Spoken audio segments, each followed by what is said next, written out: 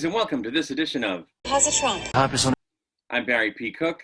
I'm here to talk to you about the latest episode of Star Trek Picard. It was called Mercy, and it starts off with a kid running through the woods in the middle of the night and running into a pair of Vulcans. And it would seem this is some kind of flashback. We then join Picard and Guinan in 2024 as they're being questioned in an off-the-books basement interview by the agent about whether they are aliens plotting to stop the Europa mission. Now, I want to talk about the agent briefly because, you know, this show and Lower Decks are constantly working in things that are like fan service or Easter eggs. And it's cool in one way, but it's not cool in another way because, at least in the case of Picard, they don't do it well. They just throw things at you that, you know, you go, hey, but there's no substance behind it where there could be. And just to give you an example, this agent, right? His name is Martin Wells, and he's played by actor Jay Carnes, who we've seen in Star Trek before. He was in an episode of Voyager in which he played a Starfleet officer named Duquesne, who was serving on the Starfleet time ship Relativity, and he was a time agent. And when he showed up last week, fans were speculating that maybe he's playing the same character and that he's gone back in time to 2024 on a mission and that he was just playing, you know, coy with Picard and Guinan about revealing who he was, as you would do if you were a time agent, even if you're dealing with known elements, because he would obviously know who Picard and Guinan are. And, you know, his name is Wells, like H.G. Wells, who wrote The Time Machine. And so there was reason to think, hey, that could be it. Nope.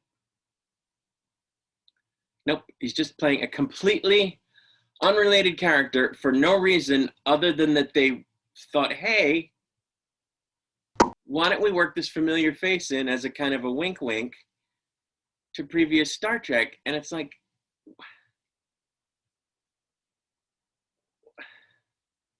why didn't you work something in there to make it like cool, you know, like to really connect the shows and to really add to the string of connectivity and to expand the through line between the shows and the connected universe. But no, they don't do that. And you know what this guy serves as in the show? A diversion. That's it. His whole existence is to take up the main plot of an episode with his actions so that they can have 10 episodes instead of 9.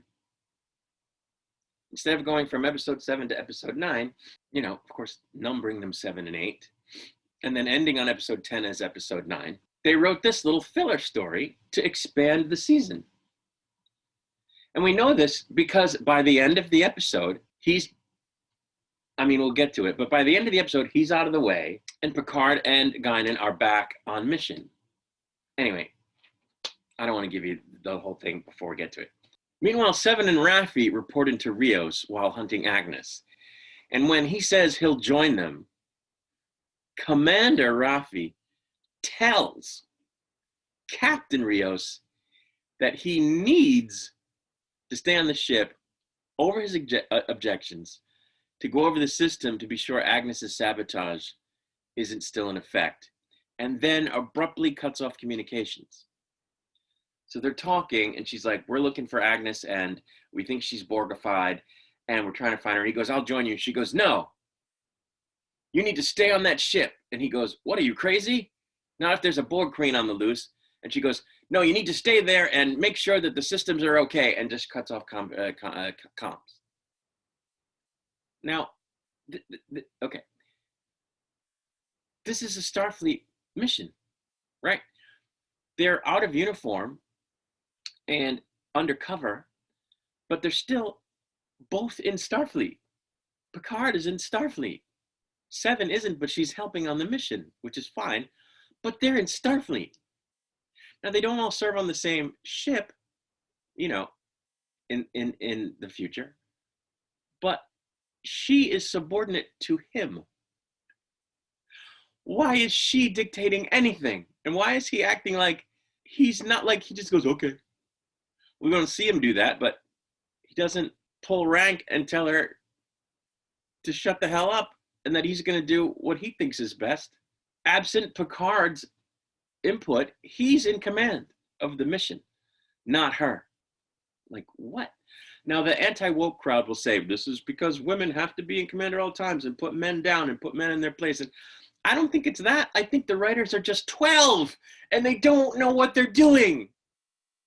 So annoying. We then see that the bartender from the bar where Agnes broke the window is cleaning up the damage, and he tells Raffi and Seven where she went when they ask him if he knows anything. Back to Picard and Guinan, we see that Picard has determined that they have a problem, in that if the authorities think that they are there to mess with the Europa mission, they might just scrub it and goof up the whole thing. We then get a scene with Soong's daughter, where Corey, where she puts on a VR headset to look for clues to her father's doings in 3D in his office for some reason. And when she does this, she finds a Q AI program that Q implanted when he hacked Soong's system before. Apparently on the chance that she'd go snooping, who knows when, for who knows what reason, and find it so that he could taunt her about what she is, which he does, before synthesizing the cure for her. Raffi and Seven find Agnes looking for something or other in car engines, apparently metal, in a parking lot, and she lays them out, but stops short of killing Agnes and runs away. Back to Picard and Guinan, the agent presents Picard with Rios's record from his arrest and his statement to the guard about being from the future, which is there word for word somehow. I guess maybe because the agent had a body camera on, but now I feel like I have to go back and look. Anyway, he also shows Picard the comm badge that apparently was found since the time that he's arrested them. Because he says, you know, I noticed that you had had an IV and you said you were dehydrated. And I thought, you know, he probably didn't go to an actual hospital. He probably went to a clinic. So of all the clinics in LA, he found the one where he went. And that's what led him to finding the comm badge, which, okay, once you're there, you find the comm badge, which apparently was just still lying around even after Raffi and Seven had been there looking for Rios, even after they had all been there when Picard was injured, and nobody looked for the thing. They didn't look for it with the transporters. They didn't look for it with the sensors. And it was still there for this guy to find days later. But that's also how he found Rios' statement. Because, I don't know.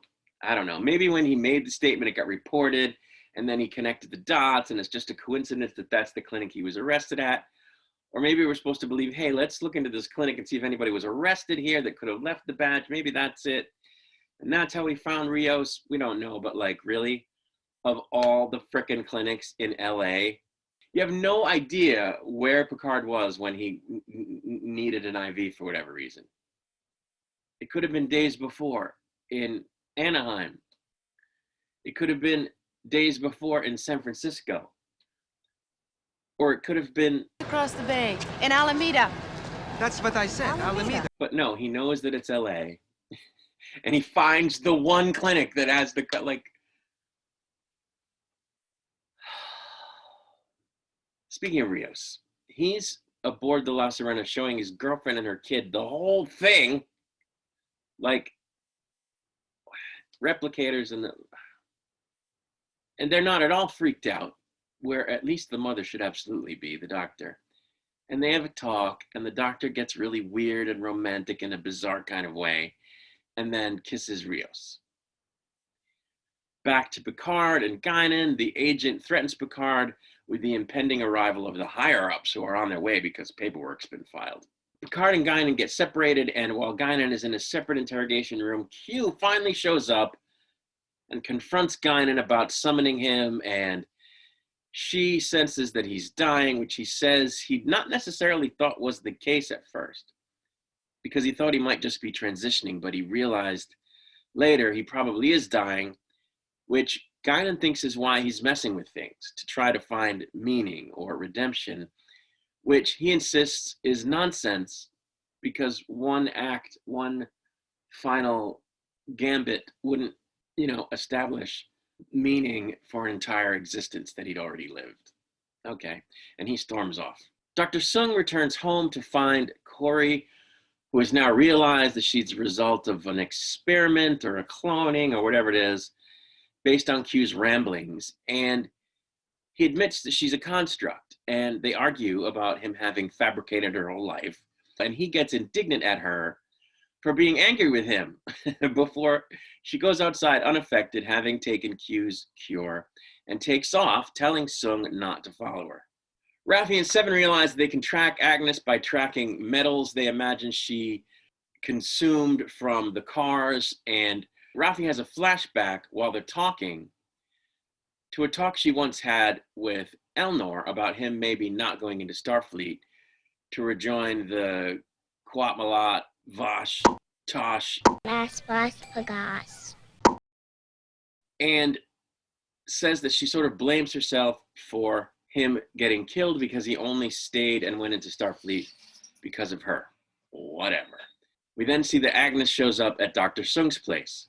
Back at the basement, Guinan goes all 11 and appears in a vision to Picard that only he can see, to repeat a phrase that Q said to her about all humans being stuck in the past, which she apparently realized upon hearing that maybe the agent is stuck in his past over something, which Picard then amazingly immediately understands her to be saying and flips the script, questioning the agent about his past, at which point he just opens up and tells a story about finding the Vulcans in the woods and getting mind melded, which he thought was an attack on his person. At which point Picard explains that all the Vulcan was doing was trying to erase his memory of the event as he beamed out, because the agent says he vanished just while he was doing, right after he did this, so that he wouldn't remember seeing them, which for some reason didn't work. And then Picard tells him his own story and curiously says that yes, he is human, which he actually isn't. Back aboard the ship, the transporters seem to have gone down. Back aboard the ship, for some reason, the transporters are down, but we don't know why. Again. Picard and Guinan reunite in the original interrogation room, where they discover that the agent has apparently been fired for being wrong about them being aliens, which he knows is the case because Picard told him a story that he just believes. And even though Guinan is actually an alien, before he just lets them go, seemingly without giving Picard the communicator back, and without Picard asking for it, explaining that he lied about the higher-ups being on their way. And that's it. He's done. He's gone. So like I was saying before, his involvement was never going anywhere. It was never going anywhere.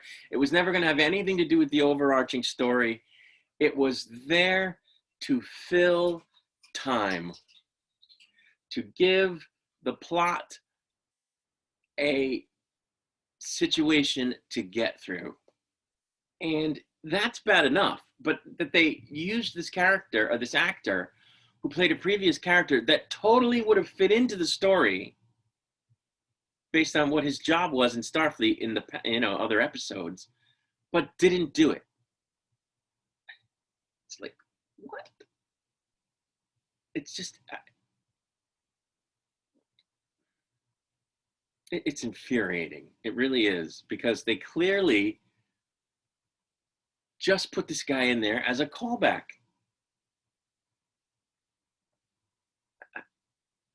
And like I said, his whole existence, this whole part of the story is just there to slow things down. Never mind the fact that yet again it comes back to somebody with a past trauma that's dictating their present day actions. Now, that happens in real life. Star Trek has done great stories about that stuff in the past, as have other shows, both sci-fi and not. But the Star Trek these days can't seem to get away from it. And it never really bothered me, which is why I've never really brought it up, but other people have. And because they've noticed it, that it's a recurring thing, that everybody seems to have some kind of past trauma. And it's at the point now where I'm like, okay, yeah, they keep doing this. Again, it doesn't bother me so much because people have a lot of shit. And, you know, Star Trek and other shows have never been shy about showing that, but it's constant. Like, is Star Trek really the place where you want to show all the characters continually having past trauma that guides their current day actions? Like, it's, you know, once in a while you go, oh, wow, that's one, you know, someone on the crew is kind of messed up, and let's see what their journey is, you know, trying to work through it. Cool. But everybody, I don't know. It's just, I don't know. Like I said, they write this show backwards. They have a goal as to where they're trying to go, and they go, okay, what can we do? What pieces can we put on the board and weave in to make it go there and to make it take a certain amount of time? That's why episodic television is better, because you have an idea, you write it out in an episode that has a beginning, middle, and end, that doesn't need filler to make it last the hour. You know, filler, which is awful. And, you know, you get an episode that way that isn't dependent on what comes before very much, except for base things, and which doesn't impact, or rather, curiously not impact, what comes after. But when you write these overarching stories, you unless you're very talented, it's terrible. And that's what Star Trek has suffered from. Live action Star Trek has suffered from since Discovery premiered, and it's really unfortunate. Anyway, Picard, Raffi, and Seven reunite and realize before continuing on their way to save the mission that Agnes would seem to be behind the transporter going down again, which she accomplished through the use of Sung's computers to sabotage them remotely, because she was no longer on the ship, without also sabotaging communications. Because that makes sense. Now, she didn't kill Raffi when she could have, so that they theorize, okay, maybe she's, you know, Agnes is still in there and working to thwart what the Queen is doing, but like, is that it? Or are the writers just idiots and expect us to believe that the Borg Queen, who is interested in stopping Picard and company, sabotaged the transporters to paralyze them or slow them down, but didn't turn off communications, which allows them to communicate and coordinate their efforts, and also didn't, for example, remotely trigger the self-destruct to destroy the ship and keep them from going back to their time, even if they succeed, like, or using any of the ship's resources. Like, what? Before the episode ends, we see that while she was doing that to the transporter, she told Sung that if he helps her bring about the bad future, he can be a huge, ginormous success in his lifetime, as opposed to being a laughingstock nobody. And after telling her that he can get her into mission control for the Europa mission, which makes no sense, despite the fact that we know that he's a big wig donor to the space program, he then uses the same inexplicatory clout to acquire a team of special ops guys from the military, you know, as one does, whom Agnes then assimilates while reciting the Borg assimilation mantra, which ends the episode. So, of course, that's insane, but she tells him what she tells him about him being a big deal in the future, in the Picard future, the evil Picard future, because he's the one that, I don't know, revolutionized human existence or whatever, and that he can be that again, or he can realize that as his legacy, as opposed to a shitty legacy, which why he would, I mean, I guess he would care about your legacy, but it's not going to affect his life, because he wouldn't realize any of the benefits of that during his lifetime. Or was she telling him that he would if the mission didn't work out? Yeah, I guess she was, so that's fine. The problem is that she, according to Seven and Raffi, is trying to assimilate humanity, in which case not even the bad Picard future will come about, right? So how is that going to work? I guess the question is that what she's actually doing, or is she just trying to scrub the mission so that the future she knows will come about? Who knows? And if so, why don't Seven and Raffi realize that? I guess they wouldn't. I guess they would assume she's trying to assimilate the planet, but like, I don't know. It's a mess. It's a mess, and it's because the writers are terrible. Q, John Delancey again is really good in this episode with what they gave him to work with, so that was good. But seeing Agnes run across those cars and kick ass was pretty cool, but the rest of it was terrible. Now there are 2 episodes left. I don't know. I'll be back to review the next one. I'm going to get out of here. I wish you peace and long life.